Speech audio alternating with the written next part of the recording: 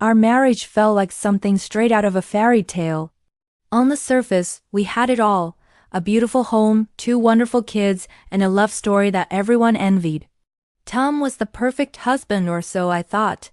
He was charming, attentive, and always knew how to make me feel like the most special woman in the world. We celebrated anniversaries with grand gestures and posted smiling photos online that gathered hundreds of likes. Our friends called us couple goals. I truly believed we had the perfect life. But as I would soon discover, the most perfect-looking things often hide the deepest cracks. It all started with small, almost unnoticeable changes. Tom began working late more often, his phone became permanently attached to his hand, and he started guarding it like it held state secrets. When I'd ask who he was texting, he'd brush it off with a casual, "Oh, just work stuff." A little voice in my head warned me something was off, but I pushed it down. I trusted him. Why wouldn't I? He was my Tom, my rock, the father of my children.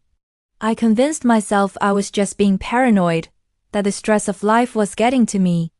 I didn't want to believe that the foundation of my world could be shaky. The doubt, however, kept growing like a persistent weed in a manicured garden. He started mentioning a new colleague, Sarah, a lot. "Sarah has this great idea," or "Sarah and I landed a huge client today." At first, I was happy for him, glad he had a good team at work. But then the late nights became more frequent, and the business trips started piling up. The emotional distance between us grew into a chasm. Our conversations became purely logistical about the kids, the bills, the groceries. The laughter and late-night talks that once defined our relationship had vanished. I felt a cold loneliness creeping in, even when he was sitting right next to me. One evening my world shattered. Tom was in the shower, and his phone, left on the nightstand, buzzed repeatedly.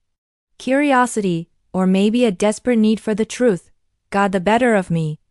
My hands trembled as I picked it up. His password was our anniversary, a cruel irony.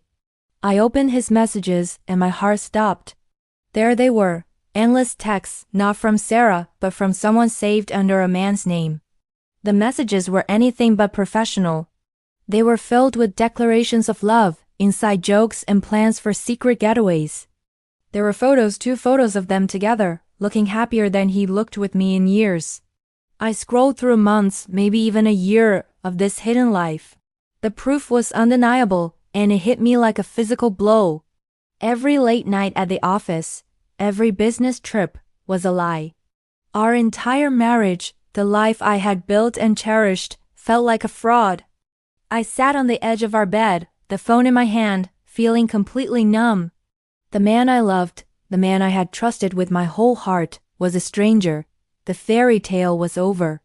As the sound of the shower stopped, I knew my life would never be the same. This wasn't just the end of a chapter. It was the end of the entire book I thought I was living in. And in that moment of crushing heartbreak, I realized I had a choice: to crumble or to find the strength to write a new story for myself. Thank you for listening. If you've been through something similar, remember you are not alone. Please subscribe for more stories.